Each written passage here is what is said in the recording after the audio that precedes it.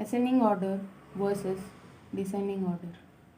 Let's take a set of numbers 21, 55, 200, 0, 7, 8001 and 10,000.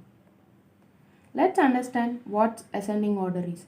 Ascending order is writing a set of numbers from low to high.